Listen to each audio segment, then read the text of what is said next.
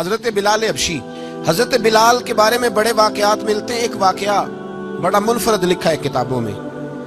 حضرت بلال سے لوگوں نے کہا آپ نبی پاک سے متاثر کیسے ہوئے؟ تو جناب بلال کہنے لگے میں زیادہ لوگوں کو، مکے کے لوگوں کو جانتا ہی نہیں تھا، جو کہ میری ڈیوٹی تھی گھر میں کام کرنے کی، اور مجھے سخت سزا ملتی تھی امیہ بن خلف کی طرف سے۔ بلکہ تحقیق یہ ہے کہ یہ عبداللہ بن جدان کے غلام تھے۔ امیہ بن خلف نے تو جب انہوں نے کلمہ پڑھا تو پھر خریدا۔ عبداللہ بن جدان کہنے لگا میں فارغ نہیں، آپ لے لیں، آپ اس کو سزائیں دیں۔ تو کہتے میں ان کے گھر میں ہوتا تھا تو میں تو زیادہ لوگوں کو جانتا ہی نہیں تھا، کبھی مجھے موقع ہی نہیں ملا تھا باہر نکلنے کا، ہماری غلاموں کی کوئی زندگی نہیں ہوتی تھی۔ حضرت بلال کہتے ہیں میں ایک دن مجھے بخار چڑھ گیا بڑا تیز، میں لوگوں کو جانتا نہیں تھا۔ فرماتے مجھے تیز بخار چڑھ گیا تو ٹھنڈ بڑی سخت تھی، میرے مالک نے مجھے کئی کلو جو دیے پیسنے کو چکی پہ۔ کہتے میں بیمار تھا تو میں نے کچھ دوائی لی جو اس وقت موجود ہوتی تھی، میں نے اوپر لحاف لیا، دودھ پیا تو مجھے نیند آ گئی۔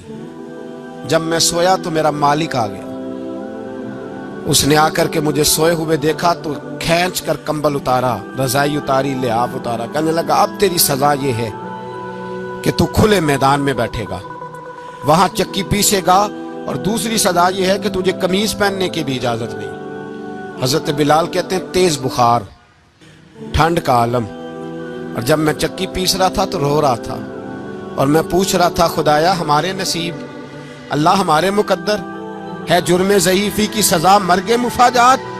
سیدنا بلال حبشی رضی اللہ تعالیٰ عنہ فرماتے ہیں میرے دروازے کے قریب سے رسول پاک گزرے اور مجھے ہائے ہائے کرتے دیکھا تو دستک دی۔ میں نے کہا کون ہے؟ دروازہ کھلے آ جاؤ۔ محبوب اندر آئے تو پوچھنے لگے کیوں رو رہے ہو؟ تو میں نے کہا جاؤ اپنا کام کرو، یہاں دکھ سارے پوچھتے ہیں مداوا کوئی نہیں کرتا، یہاں باتیں سارے سنتے ہیں، یہاں تقریریں سارے کرتے ہیں، حقوق غریباں پر بات سارے کرتے ہیں، مداوا کوئی نہیں کرتا، جاؤ اپنا کام کرو۔ کہتے ہیں میں نے سخت جملے کہے معاذ اللہ، حضور چلے گئے، اور جب حضور جا رہے تھے تو میں کہہ رہا تھا بس جا رہے ہو نا، میں نے پہلے ہی کہا تھا جاؤ۔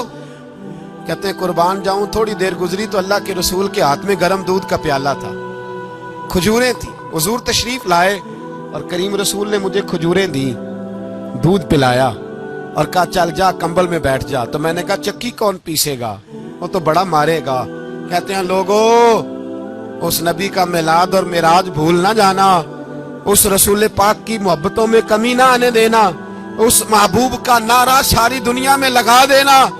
فرماتے ہیں میرے حبیب کے میں قربان جاؤں، مصطفیٰ کریم نے فرمایا تو بیٹھ رضائی میں اور آج تیرے حصے کی چکی میں پیسوں گا۔ کہتے ہیں ساری رات حضور چکی پیستے رہے، ساری رات۔ سویرے میں اٹھا اور میرے حبیب پاک نے مجھے وہ سارا کچھ دیا اور خود چلے گئے۔ اگلی رات پھر آئی تو حضور پھر آ گئے، مجھے پھر رضائی میں لٹایا، دودھ پلایا اور ساری رات چکی پیسی۔